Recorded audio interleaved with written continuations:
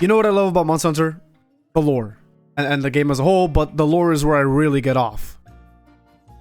That sounded better in my mind. So join me as we take a look at the franchise's powerhouses, who aren't labeled as powerhouses. Sit back, relax, and let's talk about it. Who do you think of when you hear the word strong? Brian Shaw? Ronnie Coleman? Mr. Incredible? Wrong. It's a monkey who shoots lightning. Rejang was a monster first introduced in Monster Hunter 2. According to its info, people who see it in nature don't usually come back to tell the tale. It's usually a lone wolf, which makes it difficult in tracking down anyway. But did you know that a Rejang's thunder isn't innate? It needs to digest the horn of a Kirin, an elder dragon mind you, and then it becomes capable of wiping the floor with your ass. On top of that, he took a page out of Goku's book and can now transcend into a Super Simian. That wasn't enough for you, he got his own variant, Furious Rejang, in Monster Hunter Freedom Unite and onward. This Rejang realized that he didn't need to turn off Super Saiyan mode and said, "F it. If these hunters can go into every hunt at full strength, so can I." And then there's Apex Rejang, who realized all he needed was drugs. I mean, a virus. All he needed was a virus to get stronger, and so he did. I've never hunted him before, but I watched a lot of speedruns, and I gotta say, this guy could hold his own against a dragon. And he can. Monster Hunter World introduced Turf Wars, where two monsters can go at it for a few seconds before looking at you collectively, and all of a sudden, peace was established in the food chain while your ass got sent right back to camp. Anyway, where was I? Oh yeah. Out of the 21 Turf Wars Rejang has, in just World, not Rise I'll talk about in a bit, Rejang wins 13 and draws the other 8. His draws are all Elder Dragons and Devil Joe, but more on him later. And look at these fights. These are brutal for all parties involved, and he gets up like nothing happened. You gonna tell me this guy is an Elder Dragon level? He's a fanged beast. That's it. He's in the lamest monster group, yet he's breaking his back carrying all of these sorry losers. Let's look at Rise real quick. Where out of 6 Turf Wars, he wins 3 and draws 3, where again, his draws are against monsters his level and above. This is insane, and he's just the first monster of this video. Ever been hungry? Ever felt ravenous and deprived of nutrients to the point where you'll start eating your own dismembered body parts? Good. Now you're a pickle and you'll have to live with it. Devil Joe was introduced in Monster Hunter 3, which actually makes him younger than Rejang, which is weird.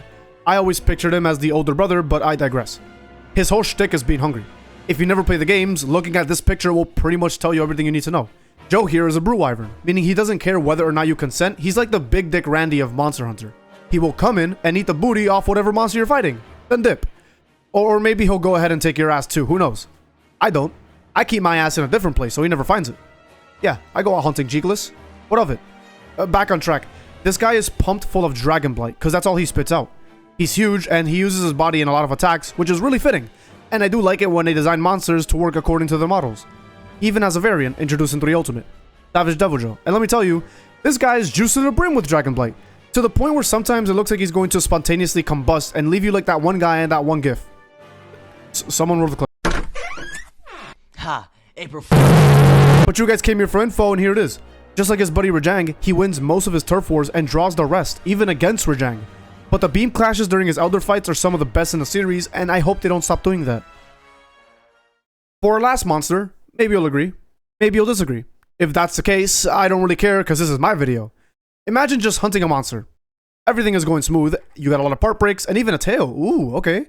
And then all of a sudden, the sun gets blocked out by a figure in the sky, and in the next second, an AC-130 drops on you with a force of 1,000 suns and ruins your day.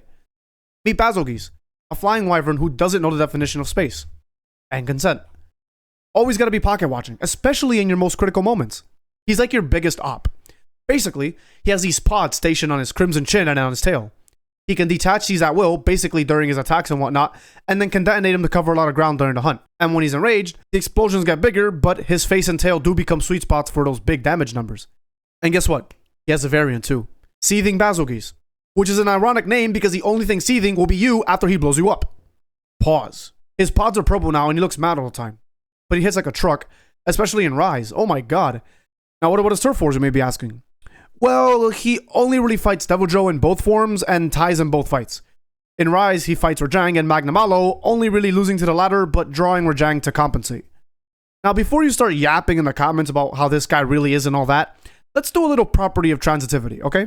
If Rejang and Devil Joe can both hold their own pretty well against Elders, and Basil can hold his own against both of them, I'm going to claim that he'd do a pretty good job at fighting a dragon, if it came to it. But hey, don't quote me, I didn't make the game. But it's my headcanon, and if you disagree, that's fine too.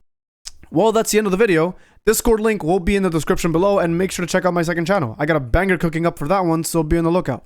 If you like the video, why not subscribe and drop a comment telling me what I should rant about next? It only helps, and you can always unsubscribe if I fail to clutch up every video. In any case, thank you guys so much for watching, and I'll see you in the next video. Love y'all.